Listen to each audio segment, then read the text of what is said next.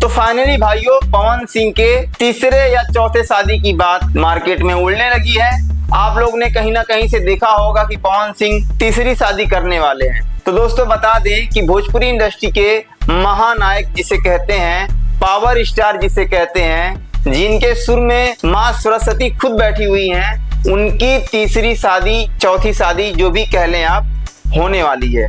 दोस्तों बहुत जोर शोर से ये न्यूज चल रहा है और बहुत सारे लोग इसमें वीडियोस बना रहे हैं, बहुत सारे लोग ट्रोल भी कर रहे हैं। दोस्तों आप लोगों को पता होगा कि जब पवन सिंह अभी काराकाट में चुनाव लड़ रहे थे, उसी टाइम पे पवन सिंह और ज्योति सिंह का मिलन हो गया था। ऐसा लग रहा था कि सब कुछ नॉर्मल हो गया है और ये दोनों फिर से अपना शादीशुदा जिंदगी है उसे आगे बढ़ाएंगे, जिएंगे और इनकी आने वाली भविष्य में इनकी औलाद भी होगी, जो कि उनके मम्मी का बहुत बड़ा सपना है।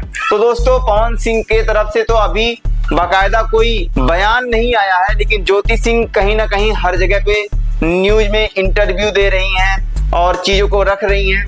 हालांकि पवन सिंह अभी कुछ नहीं कहे हैं, लेकिन आप लोग क्या राय देते हैं इस चीज के बारे में आप लोग जरूर बताइएगा। वैसे तो पवन सिंह की पर्सनल लाइफ के बारे में बहुत सारे लोग बहुत कुछ बोल जाते हैं, जैसे खेसारी लाल यादव हो गए और इंडस्ट्री के कुछ लोग हैं, पर ऐसा होना नहीं चाहिए। उनकी पर्सनल लाइफ है, हमें उनके पर्सनल लाइफ से क्या ही मतलब है, लेकिन कहीं ना कहीं वो सुपरस्टार हैं भाई, पावर स्टार हैं, तो उनको लोग फॉलो करते हैं, उनको देखते हैं, उनको सुनते हैं, तो लोगों के बीच में कहीं ना कहीं इस चीज का बढ़ावा भी मिलेगा। लेकिन फिर भी पवन सिंह अपने तरफ से कुछ नहीं कहे हैं और उनकी जिंदगी शुरू से ही उनके जीवन में बहुत सारे उतार चढ़ाव रहे हैं, जो कि पवन सिंह खुद अपने मुंह से बोलते हैं। शुभांकर मिश्रा जी के इंटरव्यू में भी उन्होंने ये बात कहा था कि मेरा जीवन, ये जो मेरा कंधा है ना, ये कलंकित है।